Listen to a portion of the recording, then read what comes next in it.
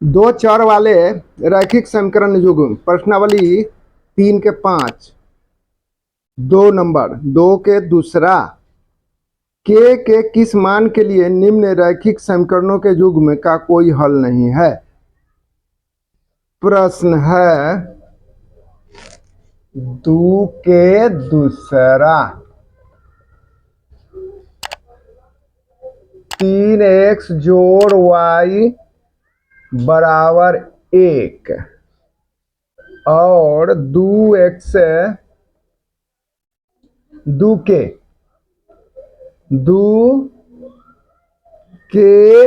घटाव 1 x जोड़ के घटे 1 y बराबर 2 के जोड़ 1। या इसको हम लिख सकते हैं 3x जोड़ 1y घटे 1 बराबर 0 और 2 के घटे 1 x जोड़ के घटे 1 y घटे 2 के जोड़ 1 बराबर 0 ये लिख सकते हैं। अब यहाँ पर हम खोजेंगे, देखिए यहाँ पर इसका रूप जो है से a1x plus b1y plus c1 बराबर 0 और a2x plus b2y plus c2 बराबर 0 के रूप का है। तो हम खोज रहे हैं इसमें a1 a2 b1 b2 c1 c2 खोज करके रखेंगे यहाँ पर। तो देख रहे हैं कि यहाँ पर हो गया 3 और ये वाला हो गया 2 के घटाव 1 और b1 1 है और b2 है के घटाव 1 और c1 घटाव 1 है और c2 घटे 2 के जोड़ 1 ऐसे है। अब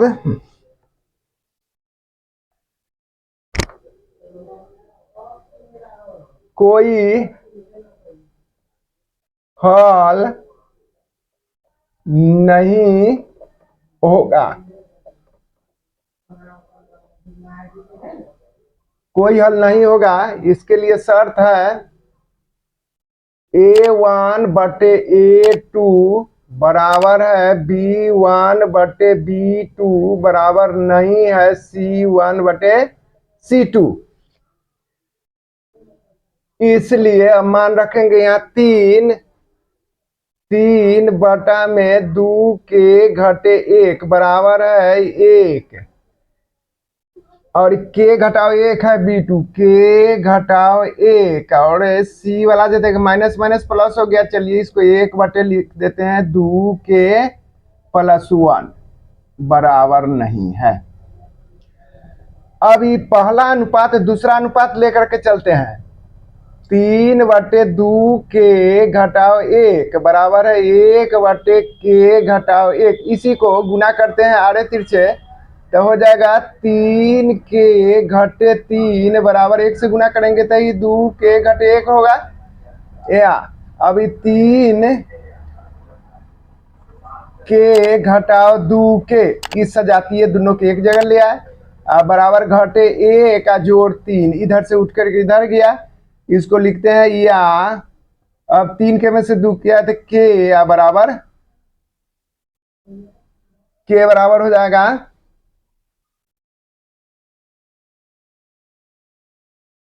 3।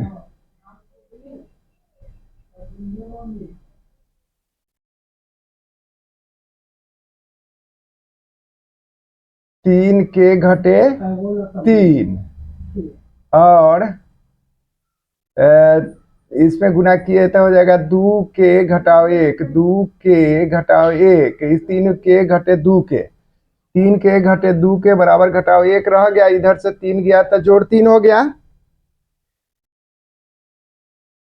तब के बराबर कितना हो जाएगा 2। ये आंसर हो गया। अभी के बराबर जो 2 आ गया, ये अनुपात 2 और 3 दोनों में हम के का मान रख देंगे और हल करेंगे, दोनों संतुष्ट हो जाएगा।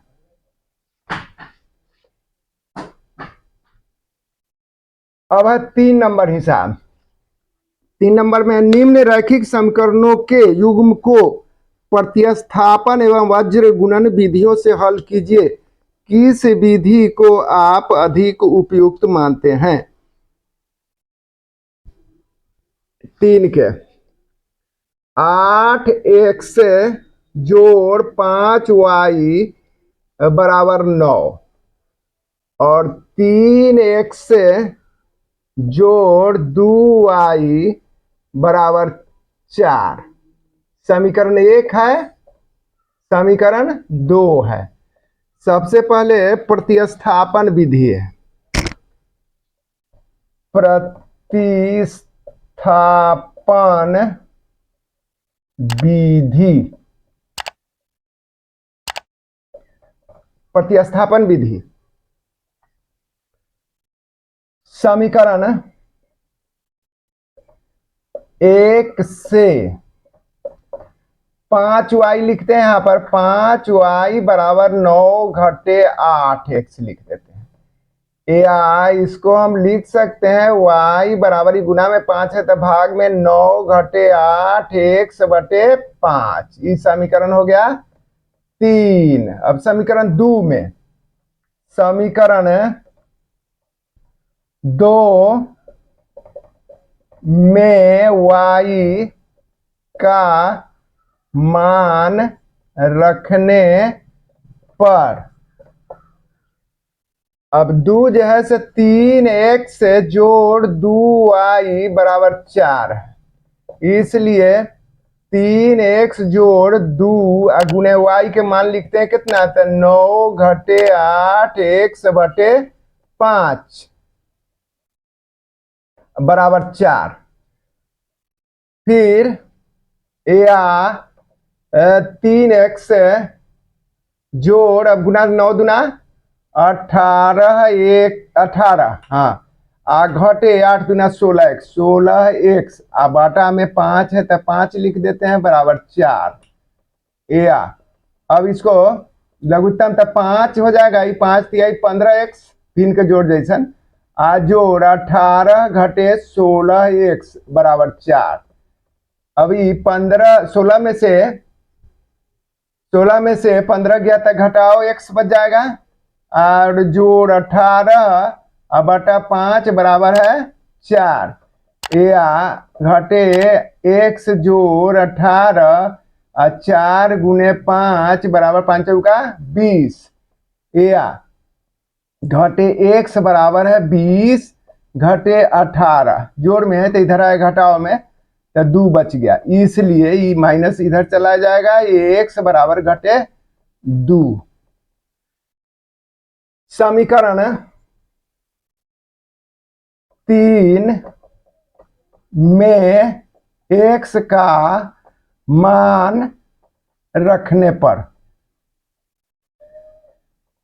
अब 3 जैसे y बराबर है 9 घटे 8x बटे 5 बराबर है 9 घटे 8 गुने घटाओ 2 बाटा में 5 बराबर 9, घटे 8 में घटे 2 से 8 गुना 16 घटे 16 बटे 5 बराबर है 16 9 25 25 बटे 5, 5 से 5 मरतबे कट गया बराबर 5। तो x बराबर कितना हो गया, इस जगह लिख देते हैं, इसलिए x बराबर 5 तथा y बराबर घटाओ y बराबर 5 है, x बराबर तक घटाओ 2 है, x बराबर घटाओ 2 और y बराबर 5 आंसर। ये प्रतिस्थापन विधि। अब उसके बाद वज्र गुणन विधि। अब इसी हिसाब को वज्र गुणन विधि में वज्र गुणन विधि, वज्र गुणन विधि से निकाल रहे हैं। इसको हम लिखेंगे या 8x जोड़ 5y घटे 9 बराबर 0 और 3x जोड़ 2y घटे 4 बराबर 0। इसको इस माने a1x plus b1y plus c1 बराबर 0 और a2x plus b2y plus c2 बराबर 0। ये रूप का हो गया। अब इसको वज्र गुणन विधि में हल करना है तो सबसे पहले हम यहाँ से शुरू करेंगे, ये y वाला पद ले करके y के गुणांक इसमें y के गुणांक जैसे माने ये b1 और b2 वाला पहले तो पहले लिखते हैं 5 2, उसके बाद फिर इधर बढ़ेंगे तो घटे 9 और घटे 4, फिर उधर के काम खत्म, इधर से माने सर्किट पूरा हो जाएगा, यहां से ऐसे घुमाए तो घुमाए फिर यहीं पर पहुंचेंगे। अच्छा उसके बाद जैसे कितना है तो 8 और 3 और उसके बाद फिर यहाँ पहुंच जाएंगे तो हो जाएगा 5 और 2 हो गया। अब सबसे पहले इसमें इससे गुना करेंगे तो अब इसमें इससे गुना करेंगे, ये x वाला हो गया, फिर इसमें इससे गुना करेंगे, फिर इसमें इससे गुना करेंगे, ये y वाला हो गया, फिर इसमें इससे गुना करेंगे, फिर इसमें इससे गुना करेंगे, ये 1 वाला हो गया। इसलिए x बटा हम लिखेंगे 5 घटे 4, 5 गुने घटाओ 4 अपनी ओर से घटाओ के चिन्ह, उसके बाद 2 गुने घटे 9, ये हो गया बराबर है। अब y वाला के y बटे घटे 9 में गुना करेंगे 3 से और घटाओ के चिन्ह, उसके बाद घटे 4 में फिर गुना करेंगे 8 से बराबर है 1 लिखेंगे, फिर इसमें 8 में 2 से 8 गुने 2 घटाओ 3 गुने 5, 3 गुने 5 लिख दिए।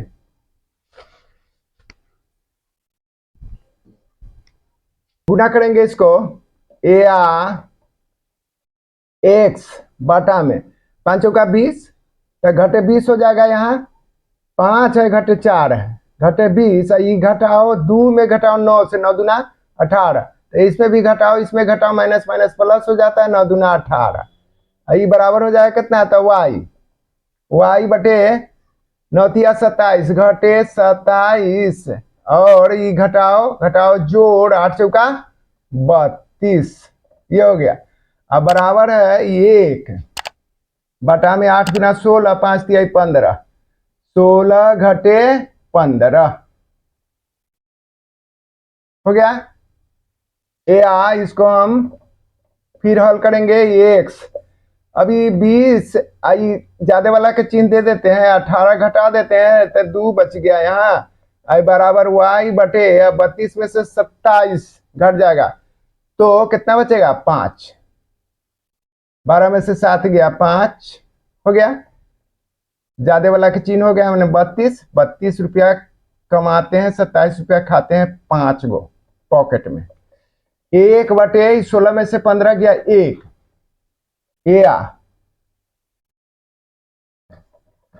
इसलिए 1 बटे घटे 2 बराबर है 1 बटे 1 तथा y बटे 5 बराबर है 1 बटे 1। x बराबर देखिए इसको गुना करें घटाओ 2 से तो घटाओ 2 का x बराबर घटाओ 2 और y बराबर 5 इकाई 5, इसलिए x बराबर चाहे इसी को आंसर लिख दें घटे 2 y बराबर 5 आंसर। 4 के 1 है, निम्न समस्याओं में रैखिक समीकरणों के युग्म बनाइए और उसके हल यदि उसका अस्तित्व हो किसी बीजगणितीय विधि से ज्ञात कीजिए। सवाल है, एक छात्रावास के मासिक व्यय का एक भाग नियत है तथा शेष इस पर निर्भर करता है कि छात्र ने कितने दिन भोजन लिया है। जब एक विद्यार्थी ए को जो 20 दिन भोजन करता है 1,000 रुपये छात्रावास के व्यय के लिए अदा करने पड़ते हैं, जबकि एक विद्यार्थी बी को जो 26 दिन भोजन करता है छात्रावास के व्यय के लिए 1,180 रुपये अदा करने पड़ते हैं। नियत व्यय और प्रतिदिन के भोजन का मूल्य ज्ञात कीजिए। एक, नियत व्यय, माना कि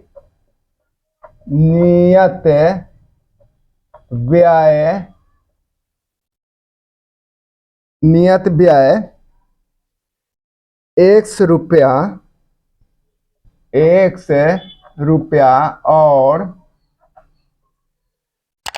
और प्रतिदिन के भोजन का मूल्य और प्रतिदिन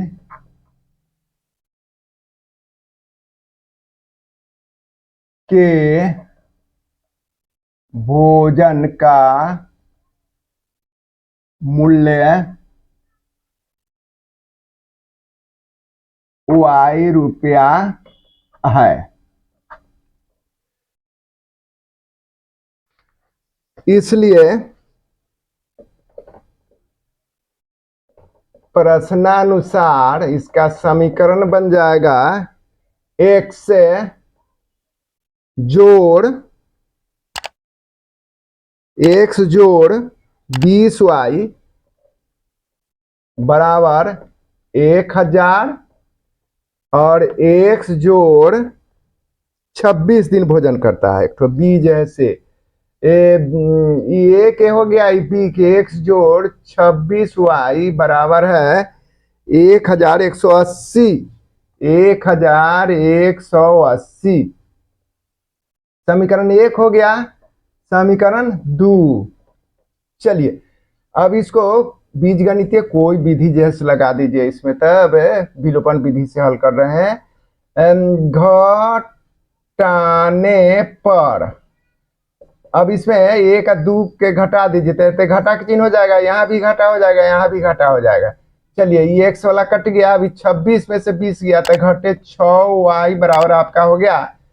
इसी में से इसको घटा देते हैं, 0 8 बच गया, ये 1 बच गया, ये तो खत्म 180 तो घटा हो जाएगा y बराबर 180 घटे 180 बटे घटे 6 से 6 तिरी 18 बराबर घटाओ घटाओ जोड़ 30, y के 30 हो गया। समीकरण 1 में y का मान रखने पर, अब समीकरण 1 में y के मान रख देंगे तो समीकरण 1 है x जोड़ 20y बराबर है 1,000। इसलिए x जोड़ 2 गुने 30 आया है y के मान बराबर है 1,000 है 1,000 या x जोड़ 30 दूना 60 बराबर है 1,000 या x बराबर है 1,000 घटे 60 बराबर घटा के लिख देते हैं। 60 घट जाएगा तो 0, 10 में 6 गया 4 बच गया 9, 940। इसलिए नियत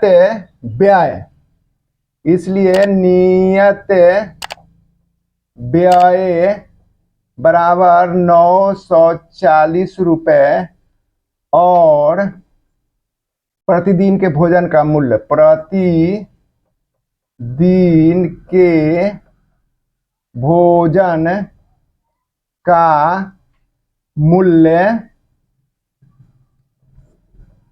मूल्य कितना आया है, y के मान आया है 30 रुपए।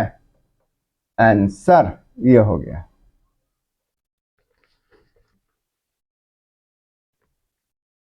देखिए यहां से थोड़ा गलत हो गया था।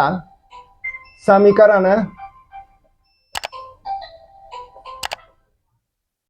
समीकरण 1 में y का मान रखने पर, यहाँ पर 20 लिखना चाहिए था, 2 लिखा गया था। तो रखने पर x जोड़ 20 गुने 30 होगा।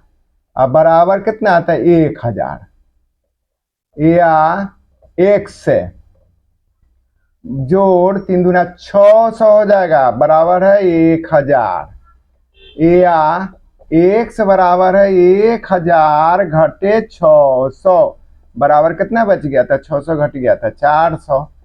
इसलिए नियत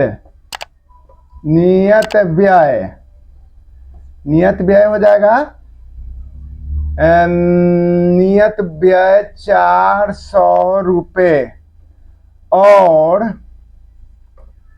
प्रतिदिन के भोजन का मूल्य, प्रति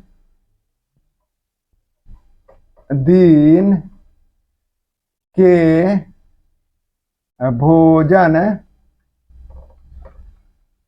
का मूल्य बराबर 30 रुपये। आंसर।